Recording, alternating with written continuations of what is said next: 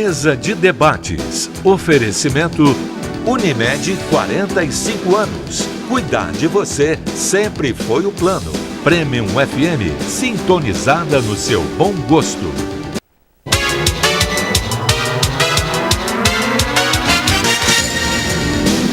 Olá, hoje é segunda-feira, dia 11 de junho. Está começando mais uma mesa de debates aqui pela TVE Juiz de Fora. Para a gente é sempre um prazer estar com você aí na sua casa. Te faço um convite para ficar junto nessa semana que está começando e hoje até o final do nosso programa.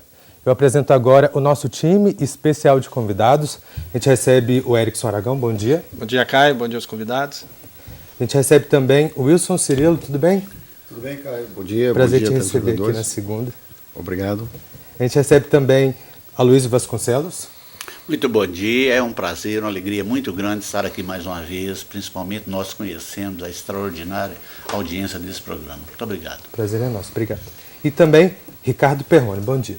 Muito obrigado, uma grande honra estar aqui com nobres debatedores. Muito obrigado pela oportunidade. A gente que agradece. E agora eu apresento o convidado do nosso programa de hoje, o pré-candidato a governador de Minas Gerais pelo PSDB, Antônio Anastasia. É um prazer receber o senhor, prazer te conhecer também. Muito obrigado, meu caro Caio. Quero dar um abraço a todos os telespectadores da TV Educativa aqui em Juiz de Fora, em toda a região da Mata que nos acompanha. É uma honra participar desse programa com uma mesa tão distinta como essa e sob sua coordenação.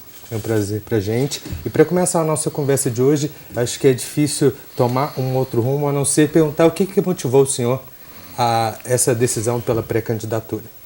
Na realidade, é sabido que, no primeiro momento, eu não tinha predisposição de me candidatar, mais uma vez, ao governo de Minas. Fui governador de 2010 a 2014, acredito que tenha feito um bom governo, fui muito bem avaliado, fui eleito senador com uma votação esmagadora, realizo no Senado, também acredito, um bom trabalho, não é, de maneira que eu tenho um bom conceito entre os pares, tenho uma realização de muitas relatorias relevantes, acho que represento bem o Estado de Minas Gerais. Mas, lamentavelmente, de 2015 para cá, o Estado de Minas Gerais entrou em um ciclo de decadência. O Estado entrou em um processo de piora gradativa dos serviços públicos, das finanças públicas do Estado, e as pessoas estão sentindo isso perfeitamente. É um sentimento lamentável de fraqueza e até de baixa autoestima que estamos tendo entre nós mineiros. É como se, na realidade, eu sempre dou esse exemplo, nós tivéssemos trabalhado muito em uma casa, a casa foi construída,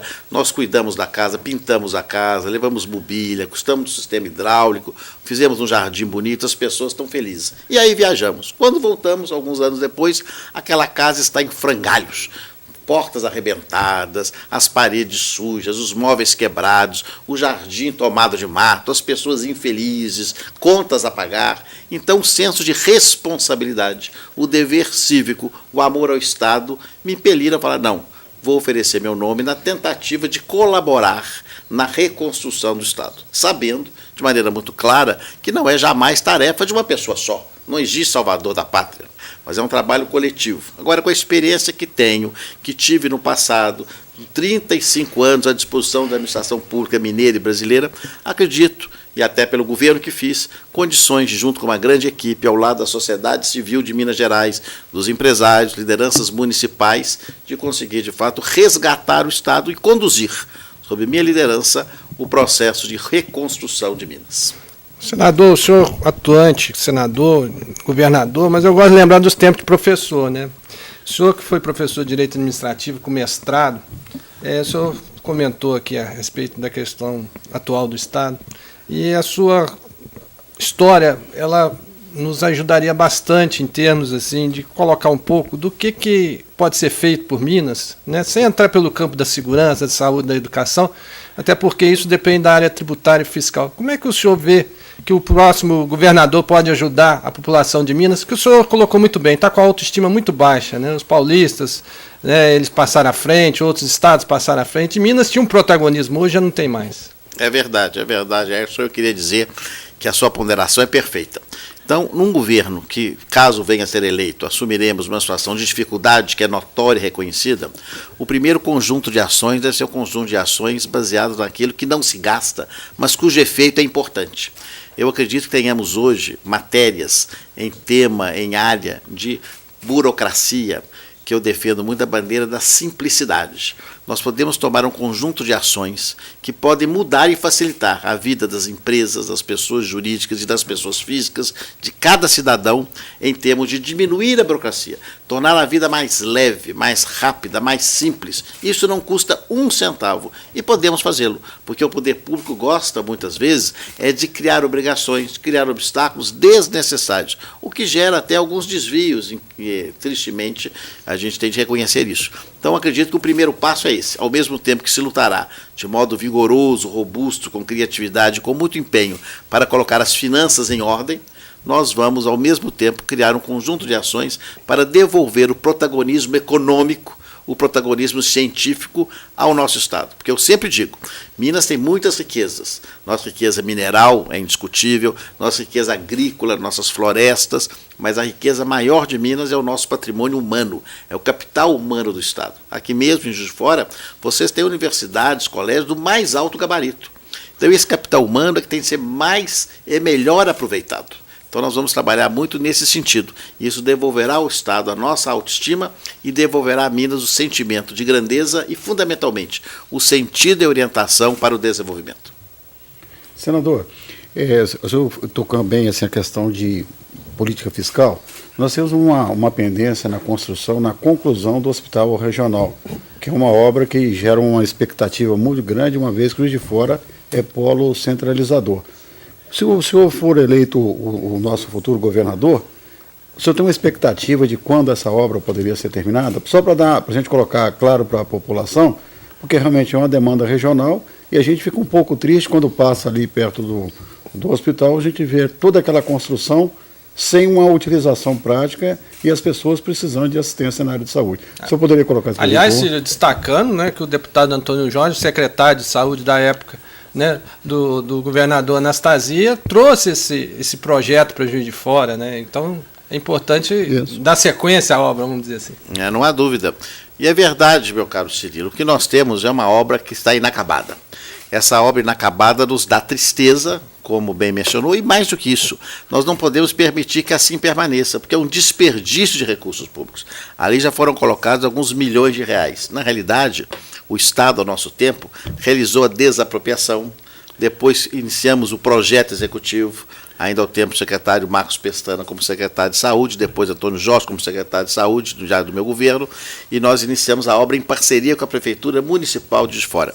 A execução da obra ficou ao encargo da Prefeitura, mas tivemos problemas que muitas vezes acontecem nas licitações administrativas, nas contratações administrativas, a obra atrasou, e, lamentavelmente, o novo governo não deu continuidade, o governo atual do Estado não deu continuidade a essa obra tão importante. Então, é evidente que, antes de imaginar obras novas, imaginar qualquer tipo de nova despesa, o compromisso nosso, ao restabelecer o equilíbrio financeiro do Estado, será concluir obras inacabadas, obras relevantes. E, evidentemente, que aqui na Zona da Mata, a primeira delas salta aos olhos, que é uma obra como essa, porque é uma obra regional. Ela não só atenderá a cidade de Juiz de Fora, mas atenderá também a região, e vários municípios estão aqui numa área muito populosa e muito importante do Estado. Nós já temos a ideia que ali tem entre 65% e 70% da obra feita. Então faltaria um terço. Então esse recurso terá de ser feito, talvez aí, grosso modo, a ordem de uns 30 milhões de reais, e depois o seu equipamento aí já em parceria com o governo federal. Eu tenho certeza que nós vamos conseguir, com o equilíbrio das finanças, fazer essa obra com prioridade aqui, para Juiz de Fora e para a região, até para não deixar jamais esse desperdício à vista de todos, porque é uma obra que é tão relevante e tão importante. Obrigado. O futuro governador, se Deus quiser, né, nosso senador, uma coisa que foi uma bandeira do seu primeiro governo foi a questão do choque de gestão. E provavelmente o senhor vai pegar um tamanho de Estado muito diferente do que o senhor deixou. Como é que o senhor pensa em cuidar dessa questão e como é que o senhor também percebe a reativação de um programa que promoveu grande desempenho das empresas, né, das indústrias, do comércio, que era o Programa Mineiro de Qualidade e Produtividade? Muito obrigado, Peroni, porque você toca num tema muito importante. Primeiro, o tema das parcerias, porque esse programa foi um programa muito importante na questão das parcerias. Mas antes de respondê-lo, dando um passo atrás na sua primeira indagação, na abertura da sua pergunta, você fala da questão de como pegamos o tamanho do Estado. Em 2013, eu, governador, percebi, não só eu, como o Brasil inteiro, que a situação econômica estava em deteriorização. Tomei medidas imediatas. Nós cortamos secretarias de Estado, eu criei mecanismos de redução de despesa, diminuímos os cargos em comissão, diminuímos instrumentos de despesa, como viagens diárias, automóveis oficiais, tudo foi feito. Isso foi feito em agosto de 2013. O novo governo que entrou em 2015, ao contrário da sequência numa economia que já estava com sinais de decadência, fez o inverso. Aumenta as secretarias, aumenta os cargos em comissão, concede reajustes que naquele momento eram um pouco temerários, e o resultado, agravado pela crise econômica, que o governo federal do PT, naquele momento, era responsável e que levou à bancarrota do Brasil, leva o Estado também numa situação completa de decadência, como temos hoje. Então, lamentavelmente, nós vamos ter de fazer cortes também. E eu falo isso com muita tranquilidade como pré-candidato, porque as pessoas têm de se preparar, de fato, para medidas que serão medidas austeras, mas medidas austeras no poder público, porque o cidadão está cansado de uma alta carga tributária recebendo serviços de má qualidade. Então, teremos redução brutal de secretarias de Estado, de cargos em comissão, de qualquer tipo de utilidade de recursos públicos que não seja voltado à atividade finalística. Bom, a gente agora vai para o primeiro intervalo do nosso programa de hoje, mas já voltamos com a mesa de debates aqui pela TVE Juiz de Fora.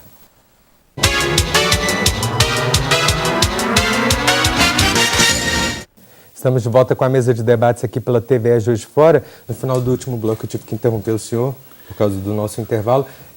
Pode só refazer a segunda parte da pergunta para que ele termine? Eu perguntei a respeito do programa de qualidade e produtividade de Minas Gerais, que foi um programa, coordenado pelo primeiro governo do Antônio Anastasia, que foi um programa que deu muita repercussão para a indústria, para o comércio, e esse programa hoje no governo do PT ficou esquecido. Então a gente gostaria de saber como é que o futuro governador vê essa questão.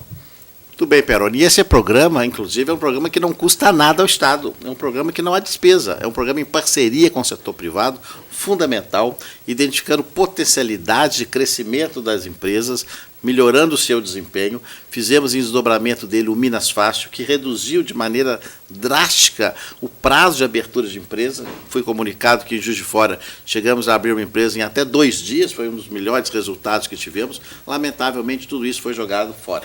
Então, é claro que um programa como esse, em parceria, que será a nossa prioridade total, e sem despesa, é exatamente o que precisamos para estimular os atores privados a convergir na obtenção de bons resultados. Obrigado. Quer fazer uma pergunta? Não, eu estou feliz com o que eu estou ouvindo. Eu queria direcionar uma pergunta senador para o nosso Aloísio. Aloísio, hoje existem alguns equipamentos, de infraestrutura em Juiz de Fora que eles são muito pouco utilizados, como o aeroporto da Serrinha, o Expo Minas, o Parque Tecnológico. Como você percebe e como talvez você, vindo a ser um pretenso candidato por Juiz de Fora ao Senado, como é que você percebe que você poderia contribuir para que isso ganhasse uma nova forma de utilização e uma melhor condição para Juiz de Fora? Porque temos excepcionais hotéis, temos uma infraestrutura muito boa e aquilo que vemos é de dar dó parado, sem pouca utilização. Como é que você percebe, como é que você acha que isso poderia ser melhor tratado? Olha, Perrone, em primeiro lugar, muito obrigado pela pergunta, e eu gostaria de parabenizar também o nosso senador. Ele já provou que ele é um gestor de primeiríssima linha. O que eu ouvi do nosso senador Anastasia me deixou realmente encantado, e é tudo que nós precisamos. Parceria público-privada, isso é fundamental, e ele citou isso na sua fala. Nós precisamos criar em Minas um ambiente de negócios. ele disse com muita propriedade, hoje os empresários estão totalmente desmotivados, uma carga tributária que sacrifica a classe empresarial, isso precisa ser mudado, o Estado está inchado, isso precisa ser revisto, nós falamos isso ontem, né, senador, no evento da Associação Comercial. Na sexta-feira passada. Isso, perdão. Mas eu acredito que, por exemplo, o Expo Minas Juiz de Fora é inquestionável que é investimento que foi feito em nossa cidade para ser a grande alavanca do desenvolvimento regional. Hoje está se tornando um elefante branco. Por quê? Por falta de gestão. Eu acredito que uma parceria público-privada, levantando o Expo Minas, consecutivamente, você gera tráfego no aeroporto regional. Hoje, um momento em que os aeroportos do Brasil todos não têm slot para voo, estão todos estrangulados. Nós temos um aeroporto maravilhoso aqui, 100% ocioso. Por que não buscar as operadoras, empresas de avião, para fazer manutenção em Juiz de Fora? Eu acho que a gente tem equipamentos fantásticos para alavancar Juiz de Fora e realmente se tornar uma das grandes cidades de Minas no segmento de desenvolvimento. E, a bem da verdade, nesse parâmetro nós estamos estagnados há bastante tempo. O desenvolvimento fugiu de Juiz de Fora já há algum tempo. Então, precisa gestão. Nisso, o nosso senador é doutor em gestão, e ele provou isso no seu mandato, com austeridade, com enxugamento da máquina e tal. Eu acredito que uma parceria público-privada, o aeroporto da Serrinha. Gente, eu sou de Pará de Minas. Pará de Minas é uma cidade de 80 a 100 mil habitantes. Eu tenho um irmão que é diretor do Aeroclube de Pará de Minas. É uma fonte de renda extraordinária. O aeroporto de Pará de Minas tem mais de 500 mil reais de receita por mês e não tem voo nenhum para Pará de Minas. Tá certo? Sensibilizar os empresários, e muitos deles têm avião, que lá dá manutenção de aeronave, tem escola de piloto, tem esse aeroporto morto nosso da Serrinha de Juiz de Fora. Isso pode ser outra grande alavanca, não para voos comerciais, porque ele não tem muita estrutura para isso, e está provado que ele gera alguns acidentes, mas como um grande aeroporto para atender a voos executivos, a jatos, a manutenção de aeronaves. Um exemplo disso, eu estou citando da minha cidade, Pará de Minas, que é uma alavanca para o desenvolvimento de Pará de Minas e a região, é o aeroporto de lá que não tem voo comercial. Agora, o potencial do aeroporto regional é inquestionável, isso é magnífico. O Perrone tocou também, que eu acho que é um divisor de águas para Juiz de Fora, chama-se Parque Tecnológico. Eu tive a oportunidade de levar, várias vezes estive nessa mesa de debates, agradeço muito à TVE, aos diretores que nos proporcionaram essa oportunidade. Visitamos vários parques tecnológicos no Brasil, e eu estou convicto de que um parque tecnológico em Juiz de Fora é um divisor de águas, é Juiz de Fora antes e depois do parque. Dentro do que o senador falou com muita propriedade, já foram investidos 35 milhões no Parque Tecnológico Juiz de Fora, o terreno já foi comprado, o projeto está pronto, tem várias empresas que estão instaladas na ilha do Cantão, no Rio de Janeiro, com interesse em vir para cá. Precisa pura e exclusivamente vontade política para concluirmos esse projeto, e temos verba carimbada, 45 milhões, estive na mesa de debate falando sobre esse assunto, carimbada para conclusão desse projeto que é extraordinário. Então, eu acredito que nós temos muito potencial. Nós precisamos de gente que queira realmente fazer e mudar o cenário, não de Juiz de Fora. Eu acho que seria muito pequeno a gente falar em Juiz de Fora. Nós temos que pensar na zona da mata, porque nós não podemos crescer sozinhos. Eu gostaria de aproveitar esse gancho para saber a opinião do senhor sobre esse potencial que o Aloysio falou, sobre o potencial de Juiz de Fora como uma cidade para despontar no cenário mineiro. Como que o senhor avalia a sua passagem por aqui e vê a Juiz de Fora como um destaque no cenário mineiro? Em primeiro lugar, eu quero cumprimentar o presidente Aloysio, licenciado da Associação Comercial e Empresarial de Juiz de Fora. As suas palavras, ele disse com muita procedência e proeficiência essa qualidade que tem o Juiz de Fora em termos de infraestrutura. Obras do nosso tempo, que foi a realização do Expo Minas, concluiu o aeroporto como governador. Aliás, em termos de burocracia, eu sempre conto, me permita, rápido parênteses, que uma vez pronto o aeroporto, chegou a notícia, mas a aeronáutica não libera o aeroporto. Mas por quê? Não foi feito tudo de acordo? Mas agora descobri que tem um morro, e esse tal morro impede que a aeronáutica autorize o voo. Mas descobrir esse morro agora, depois que tudo foi aprovado pela própria aeronáutica, uma coisa inacreditável. Tivemos de fazer uma licitação, contratar uma empresa para desbastar o tal morro, mas, graças a Deus, foi feito. E o aeroporto está funcionando, está lá como um grande investimento, e façamos justiça à memória do presidente Itamar Franco, que foi o grande idealizador e motivador desse aeroporto. E o Parque Tecnológico, esse, como se diz, é imprescindível. Hoje não há tecnologia que seja suficiente para sustentar o desenvolvimento, porque a tecnologia é o elemento fundamental, é o capital do século XXI, é o conhecimento. Então, por isso, a tecnologia. Juiz de Fora sempre teve um papel de pioneirismo na economia de Minas e do Brasil. Aqui nós tivemos a primeira estrada asfaltada do Brasil, em Macadâmia, ainda naquele tempo, a União Indústria. Tivemos a primeira hidrelétrica. Juiz de Fora era Manchester Mineiro, um parque industrial de fazer inveja. E, lamentavelmente, nas últimas décadas, houve uma reversão dessa situação. Em Juiz de Fora e na Zona da Mata como um todo. Os indicadores hoje não são bons como eram no passado em relação a outras regiões do Estado. Mas é perfeitamente reversível. E especialmente porque, como eu disse há pouco e reitero, temos de insistir no ponto fundamental. O capital humano aqui é diferenciado. A Universidade Federal, as outras universidades que aqui temos, as escolas de nível médio são de muito boa qualidade. E o resultado disso é que há um ambiente adequado para o desenvolvimento, inclusive tecnológico. Então, acredito que há plena possibilidade de avançarmos nisso. Temos aqui, por exemplo, para não alongar muito a resposta, uma questão que é fundamental para Minas, que é a questão da produção de leite com qualidade. O Instituto Cândido Tostes foi reformado há um tempo de meu governo e a parceria com a Embrapa é muito importante, porque a questão da produção de leite em Minas, temos 1/3 do leite brasileiro aqui, já não é toda a bacia leiteira na Zona da Mata, está espalhada pelo Estado, muito no Alto Paranaíba, no Triângulo, no sul de Minas também, mas a inteligência está aqui. Essa inteligência é fundamental para nós aprimorarmos a produtividade, a qualidade do leite e a produção de laticínios, e ter aqui produtos acabados com investimentos no Estado, na cadeia produtiva do leite, para vender o produto final ao mercado consumidor brasileiro e mesmo internacional. Isso é tecnologia também, né, senador? Tudo é tecnologia. Das regiões mineiras, a Zona da Mata talvez tenha sido a que cresceu menos nos últimos anos. Quando o senhor terminou o segundo mandato, surgiu uma possibilidade de, dentro dos quadros do PSDB, o deputado Marcos Pestana vir a ser candidato por Minas Gerais. Eu falo isso como cidadão da Zona da Mata, que viu no governador Itamar Franco como um representante, e quando a gente fala em aeroporto, quando a gente fala em Expo Minas, a gente lembra do governador Itamar, e a gente viu a possibilidade de reeditar um governador sendo de Juiz de Fora. E aí, naquele momento, escolheu Pimenta da Veiga.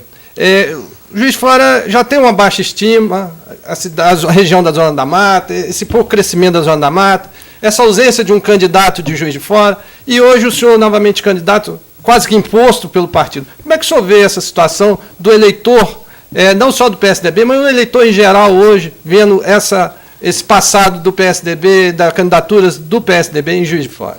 Bem, em primeiro lugar, Juiz de Fora tem, além, como eu disse há pouco, da sua histórica participação na economia mineira, também uma participação fundamental na evolução democrática do Estado e da história política de Minas Gerais.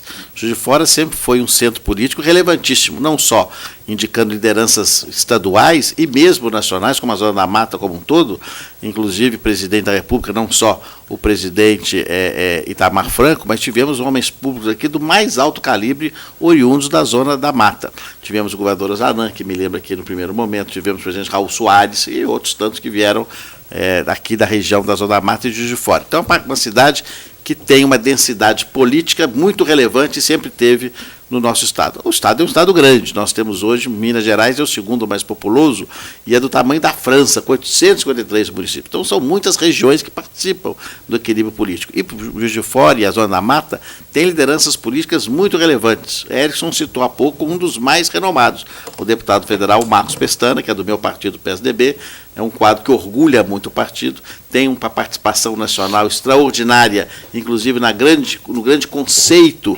dos temas mais relevantes. Esses últimos dias mesmo esteve liderando um movimento muito importante a favor da consolidação de um centro democrático no nível das eleições nacionais, e exatamente é um dos nomes que sempre é lembrado para eleições majoritárias e de grande representatividade. E certamente as forças políticas vão sempre considerar a importância de Juiz de Fora nessa consolidação.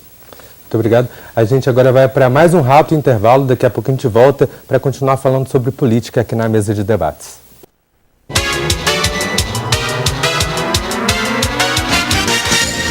Mesa de debates. Oferecimento Unimed 45 anos. Cuidar de você sempre foi o plano. Premium FM, sintonizada no seu bom gosto.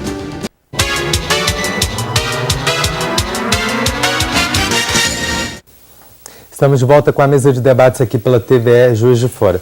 Pré-candidato, uma das principais temáticas atuais é essa descrença da população em relação à política, que acaba generalizando, né, tomando um grande número de políticos que podem não fazer parte desse grupo.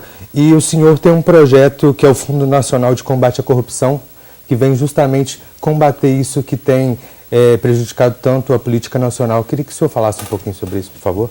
Muito obrigado, Caio. Você me permite tocar num dos temas mais importantes hoje. E você também tem toda a razão quando diz do sentimento de indignação do cidadão brasileiro com aquilo que vê.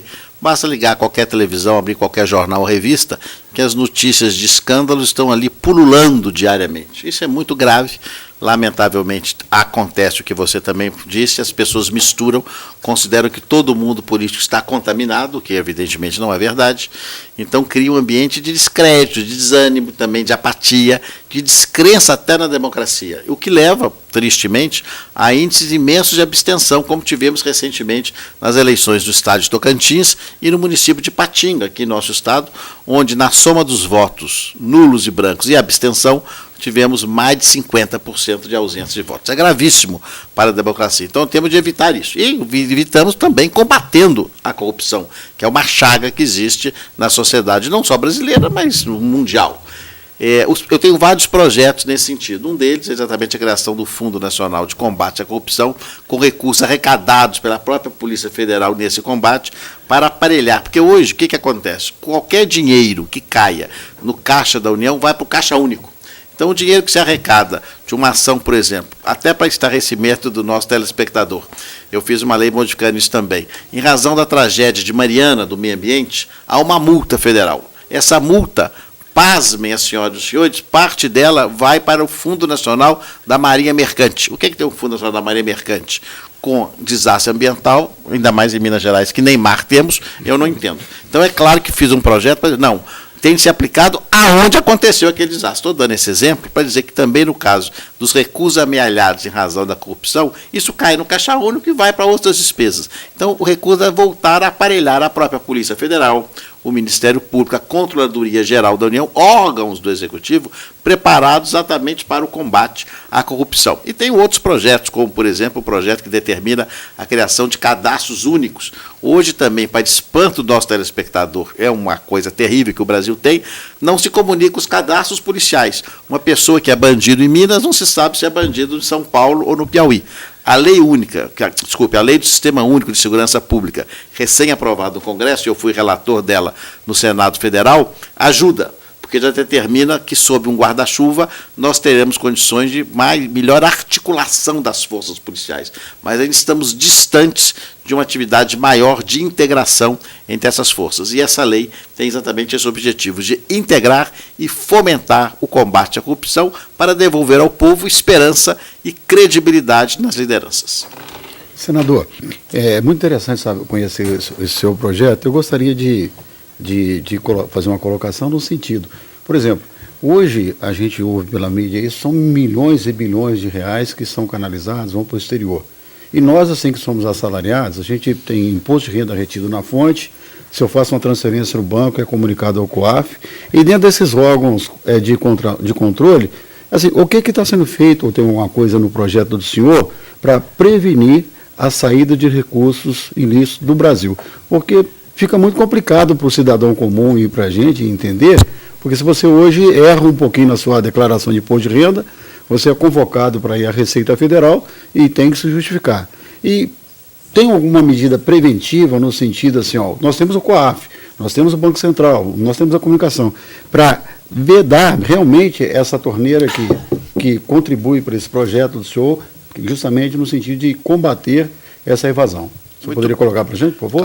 Claro, muito bem, Cirilo. É uma ponderação também muito adequada, que você faz, no sentido que nós temos de evitar essa evasão de divisas. Antigamente parece que era muito fácil.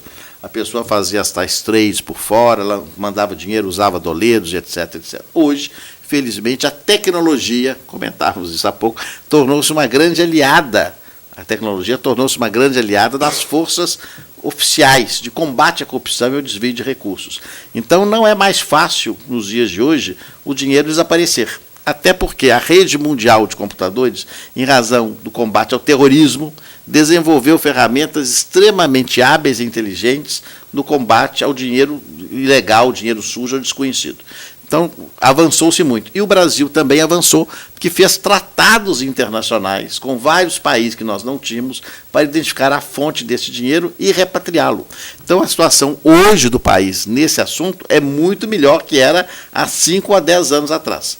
É claro que nós sempre falamos, a criatividade, a imaginação do criminoso, muitas vezes também é estéril, mas agora ele está perdendo a guerra. Por que motivo? Porque a tecnologia tem conseguido rastrear os recursos. Então, aquilo que o cidadão comum já tem o seu acompanhamento, os valores mais altos também já tem. Então, não é matéria de lei necessariamente, porque é matéria administrativa, são decretos, resoluções e, importantíssimo, que aí sim o parlamento aprova, o Congresso aprova, são tratados internacionais de combate à lavagem de dinheiro, como ocorre hoje no Brasil, com vários países, inclusive recentemente com a Suíça, que foi a prova agora da identificação de valores para lá ilegalmente mandados. Obrigado. Senador, se eu lhe dirigisse a pergunta, que Minas Gerais o senhor gostaria que nós tivéssemos hoje, né? Que é uma pergunta que em outra rede de TV estão fazendo a nível Brasil. Que Minas Gerais o senhor gostaria que nós tivéssemos, principalmente sob a ótica de segurança, saúde e educação? Bem, Perrone, a sua pergunta é muito criativa, muito inteligente e é desafiadora, porque a Minas que eu acho que todo mineiro quer, em primeiro lugar, é uma Minas menos desigual. Minas, talvez, que é considerado o estado síntese da federação, pelas nossas dimensões, pelas nossas características e pela formação histórica do estado, é também ainda um estado muito desigual. A realidade da região metropolitana de Belo Horizonte, a realidade de fora, do sul de Minas, do Jequitinhonha, do norte, do Alto Paranaíba, do Triângulo, é muito diferente entre si. Não estou falando das características culturais, tradicionais de cada região, que isso é importantíssimo ter. Somos várias Minas, isso é muito rico, o nosso folclore, a nossa cultura. Estou dizendo em termos de desenvolvimento econômico, de acesso à saúde, de acesso à segurança, de acesso à educação. Nós não tínhamos, no início da nossa administração, do nosso partido, de 4.000 escolas, 1.000 delas não tinham energia elétrica. Nós não tínhamos acesso, por exemplo, a UTI neonatal em todo o norte do estado. Então, era uma situação absolutamente de ausência de recursos. Então, eu acho que todos nós mineiros queremos uma Minas que avance por igual. A Zona da Mata recupere a sua condição econômica, porque ela é um ponto fundamental aqui, é o desenvolvimento econômico, que o norte do estado consiga recuperar a sua, introduzir uma infraestrutura social e física hábil e adequada àquela região, que nós consigamos, de fato, na região sul do estado, igualmente questões econômicas de desenvolvimento, melhorarmos a segurança pública nas cidades maiores, de modo especial na região metropolitana da capital. Então, cada região tem as suas demandas maiores. Então, uma Minas que seja, como eu disse, insisto muito, sempre mais igual. E, ao mesmo tempo, que ela seja progressista, que ela ofereça oportunidade ao cidadão mineiro. No passado, e digo aqui, Caio, a todos os colegas da bancada, havia uma frase muito triste da história de Minas. Minas Gerais exporta minérios e mineiros. O que é isso? Que nós exportávamos o minério bruto, sem processá-lo, e exportávamos os cérebros do Estado. Os bons mineiros iam para fora, não tinha oportunidade aqui. Essa frase é muito triste. Nós devemos hoje ter a obrigação de apropriar as nossas matérias-primas e transformá-las aqui. Pegar o nosso minério, transformá-lo em aço, e o aço em automóvel, helicóptero, locomotivas, aparelhos eletrodomésticos, que já temos as usos aqui. E ainda mais, em caminhões, como é o caso de Juiz de Fora. E, ao mesmo tempo, reter os mineiros, reter o valor intelectual dos mineiros no nosso estado. Esse é o grande entusiasmo do Parque Tecnológico. Que é a questão tecnológica dos dias de hoje. Então, essa retenção de cérebros é importante para que essa fase seja apagada e seja do passado. Então, é essa Minas que nós desejamos. a Minas progressista do avanço do século XXI, que cultiva a sua história, a sua cultura, as suas tradições, mas que enxergue o futuro como um futuro de oportunidades. A frase do Perrone vem por causa, né, da pergunta que Brasil que queremos, mas o Brasil que nós temos, senador, é um Brasil de greve de caminhoneiros, aonde que pega-se carona em um movimento de intervenção militar. Só que esquecer de falar para os militares, perguntar se eles queriam fazer a intervenção. E temos aí um cenário agora de invasão de pessoas ligadas à segurança pública ao palácio do governador. Está havendo desmando no Brasil, senador? O que ocorre, Erickson, o que há no Brasil hoje, e é muito grave, é falta de liderança. Um país democrático, ele tem de ter lideranças constitucionais, institucionais. E hoje no Brasil isso é visível, há uma lacuna absoluta de lideranças. Nós não temos, ao nível nacional, dos estados e muitas vezes dos municípios, lideranças reconhecidas pela população, pelo povo, como lideranças que tenham crédito, credibilidade, lideranças aptas a conduzir um processo de renovação. Por isso que o judiciário está tendo esse protagonismo, vamos dizer assim? Aí é uma frase antiga de Maquiavel: o poder não admite vácuo. Aonde há o vácuo, alguém ocupa. Então, na omissão do Congresso, nas dificuldades e debilidades do Poder Executivo, alguém ocupa. E é o Judiciário, nesse momento, o Ministério Público. O que não é correto. Eles têm contribuições, atribuições importantíssimas, mas não são eleitos para governar. Eles são concursados para aplicar a lei. É outro quadro. Então, nós precisamos agora, nas eleições de 18, sermos muito responsáveis, todos os mineiros, indagarmos o perfil de cada candidato e temos condições, aí sim, de escolher aquele que, com moderação, capacidade, experiência, serenidade, tem a habilidade de devolver ao Brasil o respeito às suas lideranças e essa liderança possa conduzir de maneira austera, equilibrada e inteligente a recuperação do Brasil como um todo e acabar com esses problemas que você bem apontou. Que é o que todos os brasileiros esperam, né? Amém. Bom, a gente agora vai para o último intervalo do nosso programa de hoje, mas a gente já volta com a mesa de debates aqui pela TV Juiz de Fora.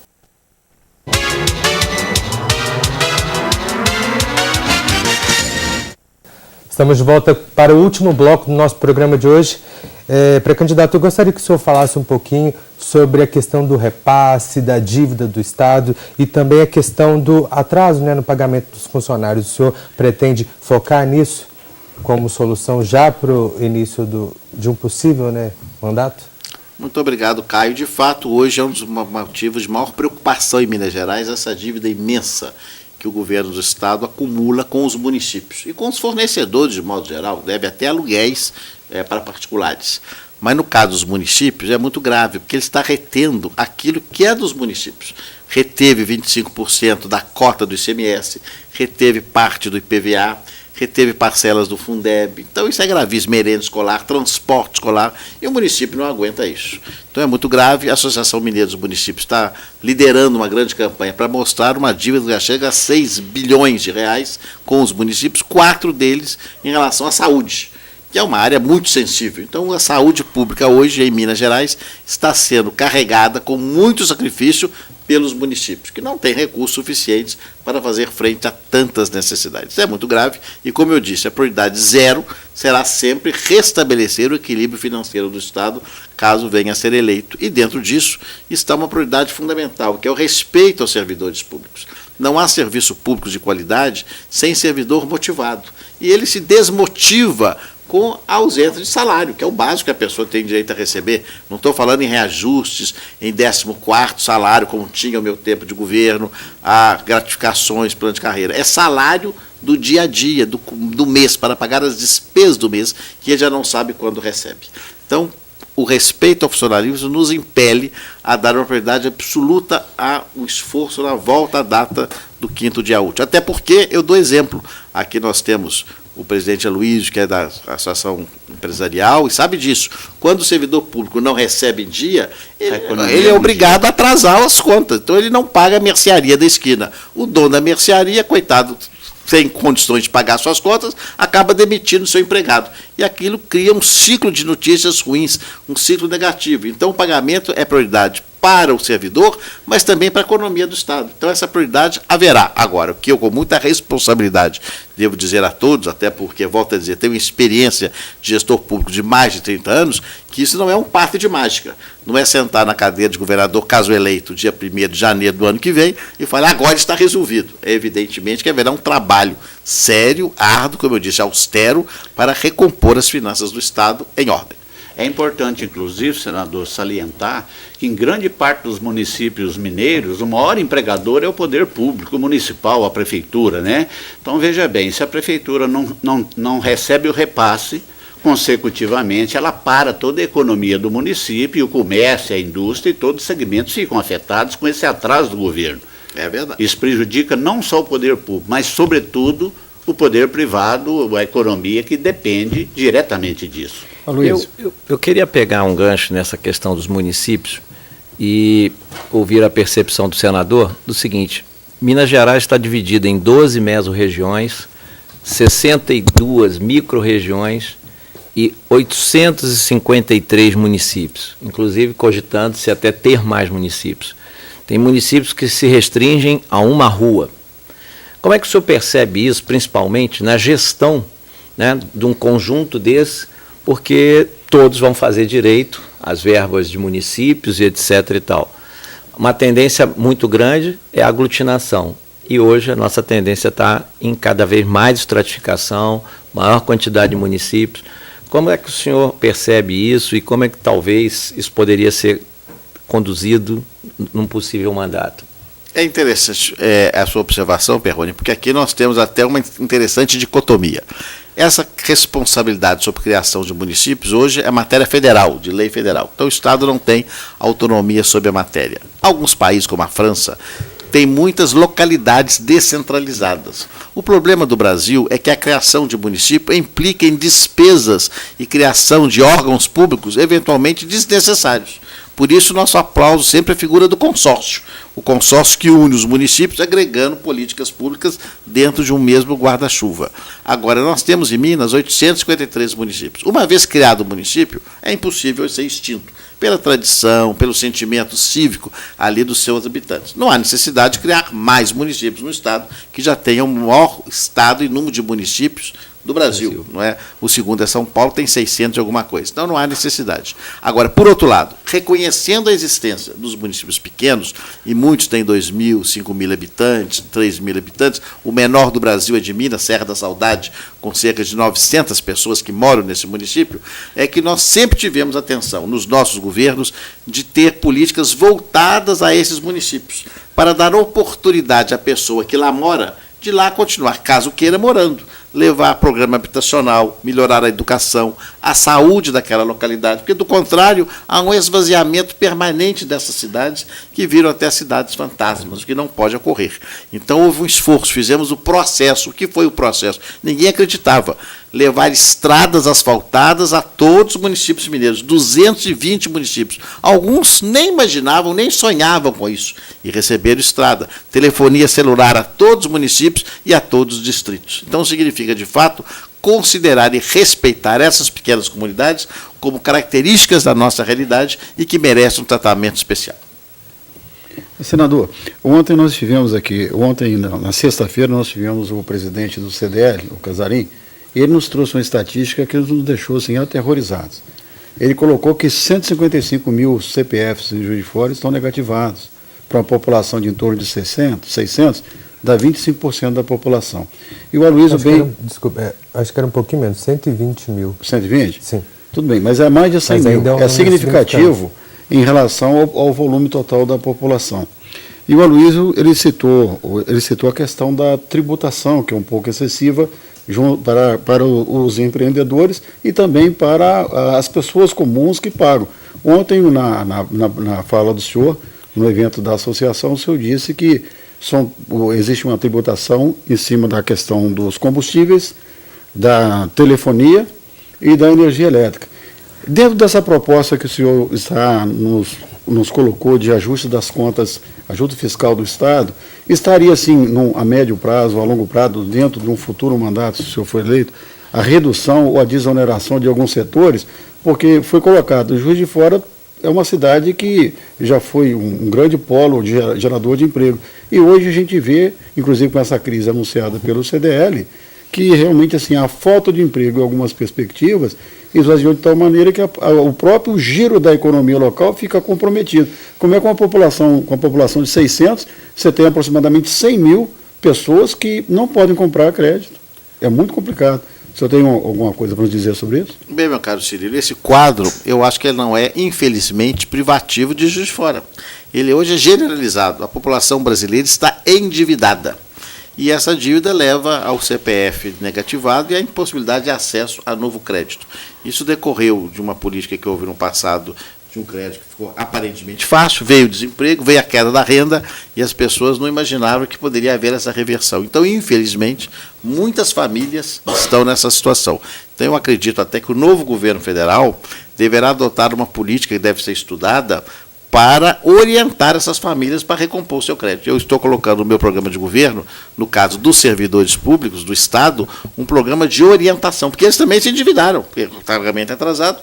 Então, no caso do Estado, teremos essa obrigação. Agora, há necessidade, eu tenho insistido nisso, caro Cirilo, de haver uma reforma tributária.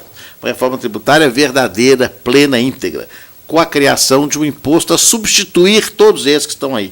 O ICMS é muito complicado, ISS, IPI. Então, surgiria um imposto para ultrapassar, superar e extinguir os atuais, que é o IVA, o Imposto ao Valor Agregado, que existe no mundo inteiro, que é muito mais moderno, ele não onera a carga tributária, ele não é em cascata, como é hoje o ICMS, ele estimula a produção, estimula o comércio. Certamente, a ser adotado, ele vai dinamizar a economia brasileira e reduzir a carga tributária paga, quer pela empresa, quer pelo cidadão, porque ele vai aumentar a base tributária, ele vai ser um imposto mais racional. Eu não sei por que o Brasil demora tanto a adotar esse mecanismo. Senador, o senhor deu uma aula aqui hoje para a gente já está chegando no final do programa, eu queria fazer uma pergunta rapidinha aqui. Como é que o cidadão Antônio Anastasia, Antônio vem de inestimável, né? Vai para essa campanha como oposição e sabendo que tem discursos prontos, né? Que foi dado uma bomba relógio para o atual governo, enfim, alguns discursos que fogem um pouco à tradicional política mineira. Com muita serenidade, que é a minha característica, Erickson. Eu acho que quando você aceita candidatar numa campanha para uma função executiva, uma campanha majoritária, primeiro você tem que estar preparado, porque é natural que vão vir aí algumas incompreensões, alguns ataques. De minha parte, a campanha será sempre, como foi em 2010 e 2014, de alto nível, propositiva, tranquila, com propostas, que aliás é o meu estilo, com calma e serenidade. E, evidentemente, se algum adversário quiser apresentar alguma proposta mais irreal, nós vamos demonstrar isso, mas sem nenhum ataque de cunho pessoal, sem nenhuma natureza de revanchismo, de raiva, porque eu acredito que no ódio não se faz política. A política deve ser feita na boa política. E essas pessoas, os candidatos, eles não são adversários, eles, desculpe, não são inimigos, são adversários políticos, circunstanciais. Tem uma ideia, uma ideologia que nós discordamos. A sociedade tem de ser eclética, ela tem de ser plural. Nós devemos respeitar essas posições. Então, de minha parte, o cidadão irá às urnas, irá à campanha de maneira muito tranquila, como é a minha característica. Ganhar ou perder faz parte do jogo. O importante é o jogo ser jogado com civilidade, com educação, com inteligência e, sobretudo, como eu disse, com muita responsabilidade, sem promessas irreais. É com esse espírito e com essa disposição que eu oferecerei, caso assim se confirme na convenção meu nome, a candidatura ao governo de Minas para outubro deste ano. A gente deseja muito sucesso para o senhor. Nosso programa está terminando. Gostaria de agradecer muito a sua participação, a disponibilidade para participar com a gente aqui. Gostaria também de agradecer aos nossos debatedores. Muito obrigado. Até uma próxima. E também a você aí de casa que acompanhou a mesa de debates. Lembrando que a gente volta amanhã, ao vivo aqui pela TVE Juiz de Fora, às 11 horas da manhã. Tem a reprise do nosso programa de hoje às 6 horas da tarde ou a qualquer momento, no conforto da sua casa. É só entrar no nosso canal no YouTube ou na nossa página no Facebook, procurar por TVE Juiz de Fora e assistir essa e outras edições da mesa de debates. Tem também o aplicativo do Diário Regional JF que você pode baixar gratuitamente. Muito obrigado pela sua companhia, uma ótima tarde para vocês e até amanhã. Tchau.